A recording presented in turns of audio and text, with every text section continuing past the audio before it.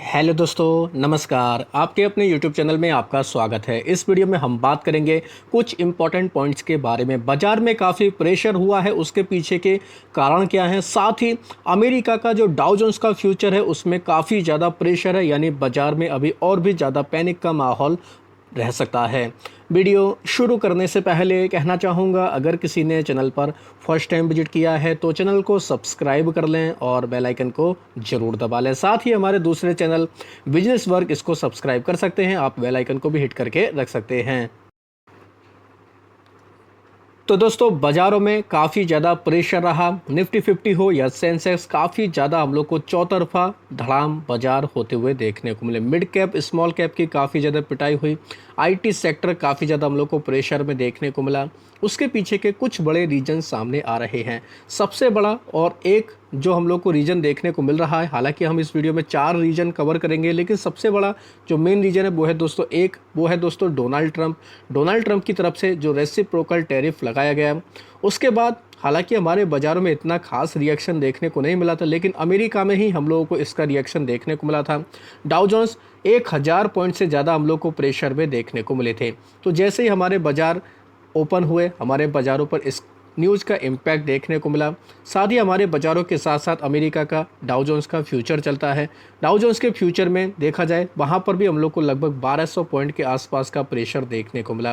यानी इससे एक इंडिकेशन मिल चुका था कि अभी और भी ज़्यादा हम लोगों को बाजार में प्रेशर देखने को मिल सकता है। खासतौर पर अमेरिका के डाउ जोन्स की बात करें तो उसको भी दोस्तों कहीं ना कहीं हमारे बाज़ारों ने थोड़ा सा डाइजेस्ट किया है। इस वजह से हमारे बाज़ारों में काफ़ी ज़्यादा प्रेशर देखने को मिला। तो देख सकते हैं दोस्तों, ये है डाउ जोन्स का फ्यूचर। 1260 पॉइंट तक यहाँ पर हम लोग को डाउ जोन्स के फ्यूचर में प्रेशर देखने को मिला है।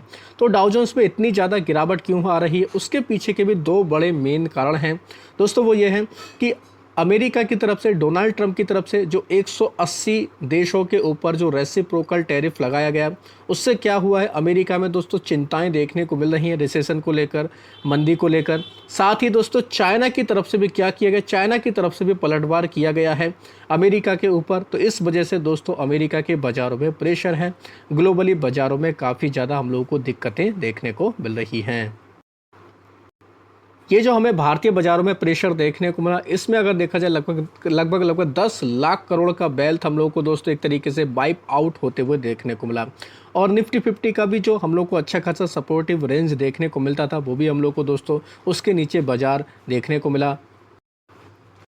तो दोस्तों डोनाल्ड ट्रंप की तरफ से जो टैरिफ का हम लोग को चीज़ें देखने को मिली, उससे ट्रेड वॉर जैसी सिचुएशन हम लोग को इंक्रीज होते हुए देखने को मिल रही है। यानी 10% का दोस्तों एक तरीके से स्टार्ट किया था टैरिफ लगाने से रिलेटेड। बाकी देखें, इंडिया के ऊपर 26%, चाइना के ऊपर 34%, ईयू के ऊपर 20%, साउथ कोरिया के ऊपर 25%, वियतनाम के ऊपर 46%, ताइवान के ऊपर 32% और इन्होंने दोस्तों जापान के ऊपर 24% का टैरिफ का ऐलान किया था।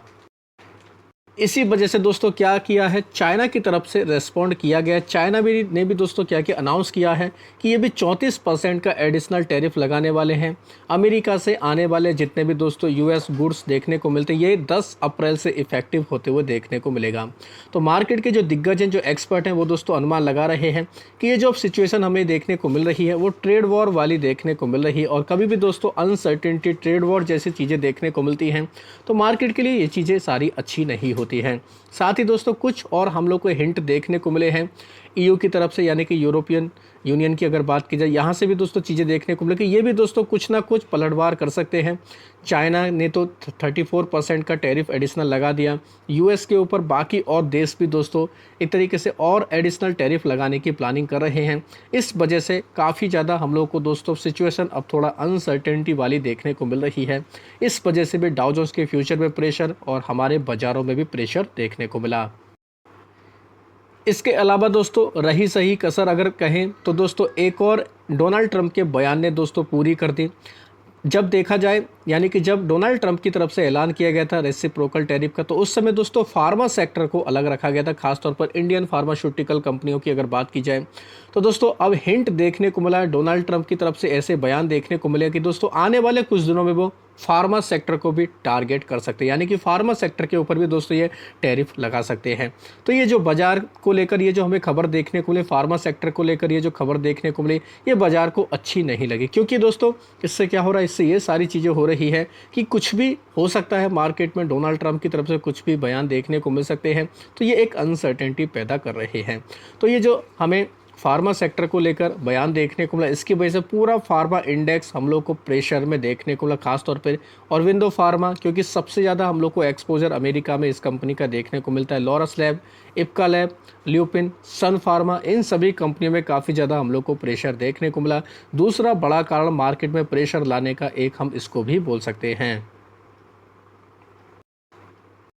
तीसरा बड़ा कारण है दोस्तों इंडेक्स हैवी वेट। अगर रिलायंस की बात करें, यहाँ पर भी काफ़ी दिक्कतें देखने को मिली। निफ्टी फार्मा हम लोग को काफ़ी प्रेशर में देखने को मिला। निफ्टी मेटल, यहाँ पर भी काफ़ी दिक्कतें रहीं। IT, auto, reality, PSU bank, consumer durables, सभी में हम लोग को काफ़ी ज़्यादा ये प्रेशर का माहौल देखने को मिला। एक और इम्पॉर्टेंट चीज़ दोस्तों, ये इक्विटी मार्केट में ही गिरावट नहीं है, ये हम लोग को जितने भी असेट क्वालिटी की चीज़ें देखने को मिली, असेट वाली चीज़ें देखने को मिली, सभी में हम लोग को दिक्कतें देखने को मिली। जैसे अगर ऑयल देखें तो ऑयल में भी काफ़ी गिरावट, गोल्ड में गिरावट, अगर देखा जाए दोस्तों हम लोग को क्रिप्टो करेंसी में भी गिरावट, बॉन्ड यील्ड्स में भी गिरावट, डॉलर इंडेक्स में भी गिरावट, यानी कि जहां देखें चौतरफा हम लोगों को गिरावट देखने को मिली। तो ये कहीं ना कहीं दोस्तों दुनिया भर की इकोनॉमी के लिए अच्छी चीज़ें नहीं होती हैं। इसी वजह से हैवी बेट के साथ में हम लोग को बाजार में ये चीज़ें देखने को मिली। वहीं चौथा रीजन भी आप चाहें तो इसको जोड़ सकते हैं, ये जो रिसेशन की हम लोग को चिंताएं देखने को मिली हैं, वॉल स्ट्रीट यानी कि डाउ जोन्स अमेरिका के बाज़ारों में जो प्रेशर देखने को मिला, इसी के साथ साथ हम लोग को दोस्तों और भी जापान का निक्केई देखें, यहाँ पर भी 3.5% तक का कट रहा, जो कोविड-19 के बाद में देखें सबसे ज़्यादा हम लोग को ये प्रेशर देखने को मिला। यूरोप में देखें, यहाँ पर भी गिरावट देखने को मिली, साथ ही और भी दुनिया भर के बाज़ारों में देखें तो यहाँ पर भी हम लोग को ये चीज़ें दिक्कतों वाली देखने को मिली। तो अमेरिका में जो रिसेशन की खबरें आती हैं तो उसकी वजह से सबसे ज़्यादा जो इम्पैक्ट देखने को मिलता है दोस्तों, वो हम लोग को देखने को मिलता है आईटी सेक्टर के ऊपर। तो आईटी सेक्टर में काफ़ी ज़्यादा हम लोगों को एक तरीके से पैनिक का माहौल देखने को मिल रहा है, क्योंकि आईटी कंपनियां सबसे ज़्यादा हमें यूएस में काम करते हुए देखने को मिलते हैं, यूएस में इनके क्लाइंट देखने को मिलते हैं, और आईटी में लगातार पिछले कुछ दिनों से हमें प्रेशर का माहौल देखने को मिला। तो आईटी में अमेरिका में जब भी दिक्कतें होंगी, आईटी और फार्मा जैसी कंपनियों पर प्रेशर होगा, लेकिन सबसे ज़्यादा इन आईटी कंपनियों के ऊपर ही देखने को मिलेगा।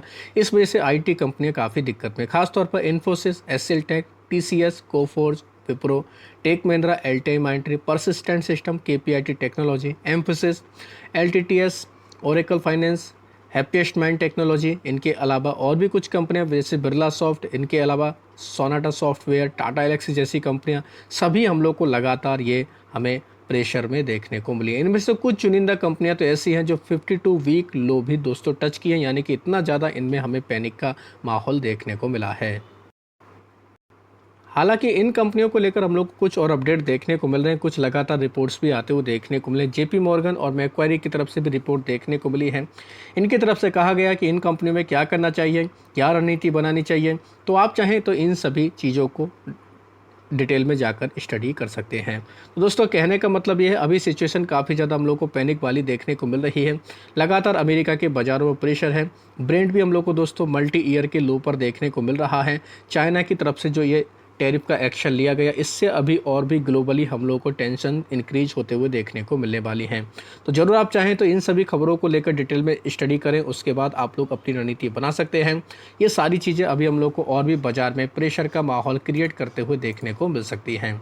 तो आशा करता हूँ दोस्तों आपको ये वीडियो अच्छा लगा होगा। वीडियो अगर पसंद आया तो चैनल को सब्सक्राइब कर लें, बेल आइकन को दबा लें, ज़्यादा से ज़्यादा लोगों में शेयर करें।